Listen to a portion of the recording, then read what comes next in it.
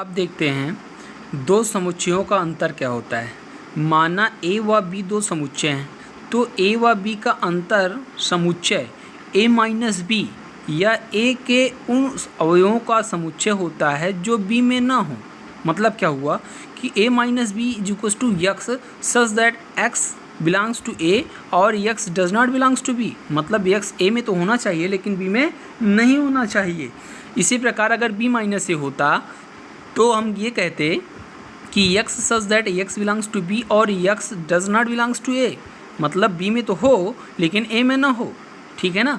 तो इसका मतलब ये हुआ कि A minus B is does not equals to B minus A. मतलब ए माइनस बी जो आएगा, जो सेट बनेगा, अगर हम बी माइनस ए कर दें, क्रम विनिमय अगर सेटों को पलट दें फिर उसका अंतर दिखाएं तो दोनों के दोनों सेट क्या होते हैं, बराबर नहीं होते हैं। बेन आरेख द्वारा इसको समझते हैं। देखिए, बेन आरेख द्वारा दो समुच्चयों के अंतर का निरूपण हम कैसे करते हैं।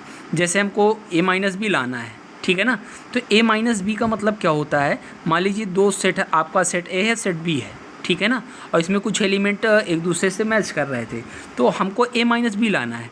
तो ए माइनस बी का मतलब होता है कि ए और बी में जो अवयव मिल रहे हैं, ए और बी में जो अवयव मिल रहे हैं सेट ए से, पहले वाले सेट से निकाल दिया जाए, उसको क्या करें, बाहर कर दें, ठीक है ना। तो बच्चे जो सेट ए के अवयव होते हैं वो क्या कहलाते हैं, ए माइनस बी। अब देखिए, ये सेट आपका था, ये आपका सेट था, हमने क्या किया, बी को पूर्णतः बाहर कर दिया। अब बी ए के जो भी एलिमेंट थे जो बी से मैच कर रहे थे उनको भी बाहर कर दिया। तो बच्चे ये जितना ब्लैक ब्लैक है ये आपका क्या कहलाता है, ए माइनस बी। अगर बी माइनस ए करना होता तो इसी का उल्टा, मतलब ए के सारे अवयव निकाल दें, जो मैच कर रहे थे बी के साथ उनको भी निकाल दें, तो बाकी जो बच रहा है बी का अवयव वो सभी अवयव क्या कहलाएगा, वो कहलाएगा बी माइनस ए। अच्छा, ऐसा हो कि ए सुपर सेट हो और बी क्या हो, उसका सबसेट हो, तो ए माइनस बी क्या होता है, ए माइनस बी का मतलब बी के सारे बी के सारे अवयव ए के हैं, ठीक है ना। तो ये बी में ही, बी क्या होगा, ए के अंदर ही होगा। लेकिन अगर इसी बी को हटा दिया जाए, निकाल दिया जाए, तो बाकी जो बच रहे हैं वो क्या हो जाएंगे, ए माइनस बी हो जाएंगे। अगर मान लीजिए कि दोनों जो सेट हैं वो क्या हैं, वो डिसजॉइंट सेट हैं, मतलब एक भी अवयव दोनों से मिल नहीं रही हैं, तो ए माइनस बी बराबर क्या हो जाएगा, ए माइनस बी बराबर हो जाएगा ओनली ए, पूरा का पूरा सेट है, क्योंकि कुछ मैच ही नहीं कर रहा था तो सेट ए के सारे अवयव बच ही जाएंगे, ठीक है ना। अगर बी माइनस ए करते तो यहाँ पे क्या आ जाता, बी आ जाता, क्योंकि कोई भी अवयव यहाँ पे मैच ही नहीं कर रहे हैं। अब देखते हैं यहाँ पे इम्पोर्टेंट पॉइंट, किसी समुच्चय ए के लिए ए माइनस फाइव इक्वल्स टू ए ही होता है, लेकिन अगर ए माइनस ए कर दिया जाए, मतलब ए के सारे अवयव ऐसे ही घटा दिए जाएँ तो क्या आता है, फाइव इम्पटी सेट आता है।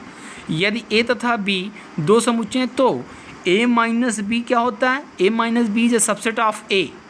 मतलब क्या हुआ कि ए माइनस बी का मतलब देखिए, ए के सारे अवयव तो होंगे लेकिन जो ए के अवयव बी के अवयव मैच कर रहे थे ए से उसको निकाल भी देंगे, उसके बाद जो सेट ए के अवयव बचे वही तो होंगे, वही क्या कहलाएगा, ए माइनस बी।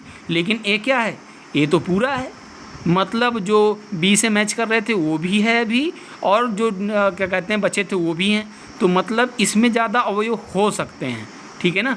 तो ये क्या होगा, ये आपका सुपर सेट होगा और ये क्या होगा, सबसेट। इसी प्रकार अगर बी माइनस ए है तो क्या होगा, B minus A is a subset of B, ठीक है ना। अब देखिए, यदि ए तथा बी दो समुच्चय हैं तो ए माइनस बी तथा बी माइनस ए परस्पर विसंगति मतलब डिसजॉइंट सेट होते हैं। अगर ए माइनस बी तथा बी माइनस ए परस्पर विसंगति सेट होते हैं, कब, जब इन दोनों का A minus B intersection B minus A करेंगे, क्योंकि इसके और इसके कोई भी अवयव मैच करने वाले नहीं हैं, और जब मैच करने वाले नहीं हैं तो क्या आएगा, हमारा इम्पटी सेट आएगा, ठीक है। अब देखते हैं दो समुच्चयों का सम्मित अंतर क्या होता है। सम्मित मतलब symmetric difference of two set. माना ए व बी दो समुच्चय हैं, तब ए व बी का सम्मित अंतर और अंतर में अंतर होता है, ठीक है ना। अंतर मतलब जो घटाते हैं, ए माइनस बी करते हैं, बी माइनस ए करते हैं, तो वो घटाना होता है। लेकिन यहाँ पे क्या, सम्मित अंतर मतलब क्या है कि ए व बी का सम्मित अंतर ए माइनस बी व बी माइनस ए का संग होता है, और इसे हम कैसे, ए प्लस का चिन्ह लगा के उसके ऊपर गोली लगा दें और बी लिख दें तो क्या कराता है, से निरूपित किया जाता है। तथा इसे ए सम्मित अंतर बी मतलब A symmetric difference of B पढ़ते हैं। ठीक है ना। अगर A symmetric difference of B क्या होता है, A minus B union B minus A. अगर ए माइनस बी करते हैं और बी माइनस ए, इन दोनों का जो सेट बनेगा उनका अगर हम यूनियन निकालें, वो जो यूनियन आता है, यूनियन करने के बाद जो सेट बनता है वो क्या कहलाता है, ए सिमेट्रिक डिफरेंस ऑफ बी। अगर यहाँ पे हम वेन डायग्राम से देखें तो देखिए क्या होता है, ए माइनस बी, देखिए अब ध्यान से, ए माइनस बी क्या आएगा, ये ए माइनस बी है क्योंकि बी वाले सारे एलिमेंट निकाल दिए गए हैं, ए माइनस बी ये हुआ। बी माइनस ए का मतलब बी से जो ए के मिल रहते हुए उनको निकाल दिया, तो बाकी जो बचा है वो क्या होगा, वो आपका बी माइनस ए होगा। अगर इन्हीं दोनों का यूनियन हम निकालें तो ये तो था ही नहीं, तो केवल ये वाला और ये वाला क्या आएगा, ये आपका आएगा symmetric difference of A union, sorry A और बी का सिमेट्रिक डिफरेंस है।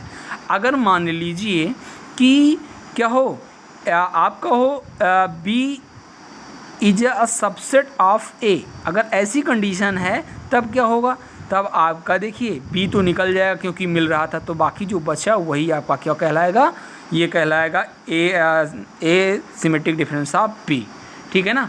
अब देखते हैं पूरक समुच्चय क्या होता है।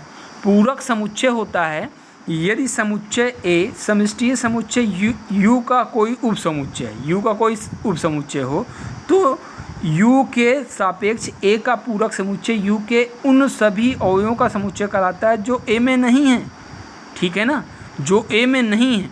जैसे यहाँ पे मान लीजिए वेन आरेख द्वारा यहाँ पे u आपका है और a ये है, अगर a ये है, मान लीजिए कि यहाँ पे एक था दो था, अब हमने कह दिया कि आपको निकालना है क्या, a डैश निकालना है, तो a डैश का मतलब क्या हुआ कि a को छोड़ दो, बाकी जो यूनिवर्सल सेट के हैं सारे के सारे एलिमेंट लेकर जो सेट बनाएंगे वो क्या सेट कहलाएगा, वो आपका a डैश कहलाएगा, ठीक है ना। अब देखते हैं पूरक समुच्चय के जो कुछ प्रॉपर्टियाँ हैं, देखते हैं पूरक समुच्चय की जो प्रगुण है वो क्या है। देखिए यदि ए डैश ए का पूरक समुच्चय है तथा यू और फाई क्रमशः समष्टि, मतलब ये यूनिवर्सल सेट है और फाई आपका रिक्त समुच्चय है, तब ए इंटरसेक्शन ए डैश का मतलब फाई होता है, ठीक है ना। ए यूनियन ए डैश का मतलब यू यूनिवर्सल सेट होता है, फाई डैश का मतलब यूनियन पूरा का पूरा यूनिवर्सल सेट होता है, और यू डैश का मतलब फाई होता है, ए डैश का होल डैश ए होता है। इसका प्रूफ देखते हैं। मान लीजिए कि ए इंटरसेक्शन ए डैश है और ये फाई है, तो कैसे होता है, हमने मान लिया कि ए इंटरसेक्शन ए डैश में एक एलिमेंट एक्स है जो बिलोंग करता है इससे, ठीक है ना। तो इसका मतलब क्या हुआ कि एक्स ए से भी बिलोंग करेगा, और यहाँ पे देखिए इंटरसेक्शन है इसलिए और लिखा गया है, तो यक्स ए डैश से भी बिलोंग करेगा। इसका मतलब क्या हुआ कि यक्स ए से भी बिलोंग करेगा और यक्स ए डैश से बिलोंग कर रहा है यक्स अगर, तो ए से बिलोंग नहीं करेगा। इसका मतलब देखिए क्या होता है, इसका मतलब होता है x belongs to A dash का मतलब होता है कि x does not belongs to A, तो यहाँ पे क्या हो जाएगा, x does not belongs to A. तो मतलब क्या हुआ, यक्स ए से बिलोंग कर रहा है और यक्स ए से बिलोंग नहीं कर रहा है, ये दोनों एक साथ कैसे हो सकते हैं। तो इसका मतलब ये हुआ कि ए अतः कोई भी यक्स विद्यमान नहीं है, तो कहाँ पे विद्यमान होगा, अगर यक्स ए से ए में है और यक्स ए में नहीं है, तो इसका मतलब यूनिवर्सल सेट में रहा होगा, ठीक है ना। तो ए इंटरसेक्शन ए डैश में कोई भी अवयव है ही नहीं, ठीक है ना।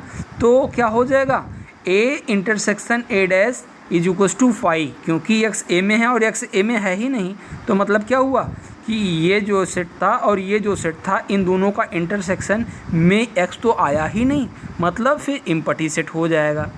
अब मान लीजिए कि आपका क्या दिया गया, ए यूनियन ए डैश बराबर यू है, तो हमने ये मान लिया कि ए यूनियन ए डैश में एक एलिमेंट एक्स है जो बिलोंग कर रहा है, तो क्या आएगा, x belongs to A, x belongs to A, या यूनियन है इसलिए या, ठीक है ना।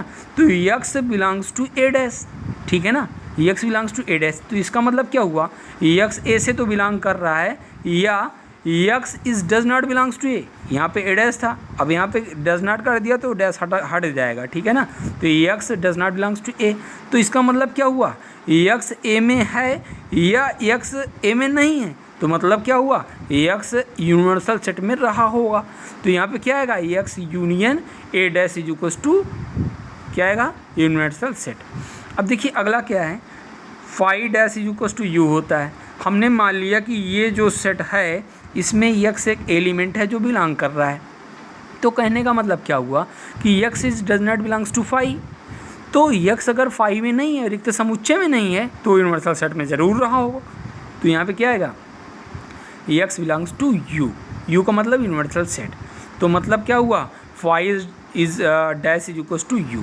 अब अगला देखते हैं, चौथा कह रहा है कि u डैश मतलब यूनिवर्सल डैश यूनिवर्सल सेट का डैश जो है वो फाई होता है। तो देखिए अगर हमने मान लिया कि x belongs to u dash, तो ये क्या है, x is does not belongs to u, मतलब यूनिवर्सल सेट में ही नहीं है, उस सेट से बाहर है, ठीक है ना, पूरे ब्रह्मांड से बाहर है। तो क्या हुआ कि u dash is equals to phi होगा। क्यों, क्योंकि वो तो फिर रिक्त समुच्चय ही हो सकता है, ठीक है ना। अब अगला देखते हैं, a डैश का होल डैश बराबर a कैसे होता है। अब यहाँ पे देखिए x माना कि x belongs to a dash का होल डैश, तो इसका मतलब क्या हुआ, x belongs to a dash, यहाँ पे होल डैश देखिए दूसरा वाला जो डैश था ये हट गया जब डज नॉट बिलोंग आया, तो x does not belongs to a dash. अब देखिए अब यहाँ पे डैश इसको भी हटाना है, तो इसको डज नॉट था अब फिर से बिलोंग कर जाएगा, तो x बिलोंग्स टू a।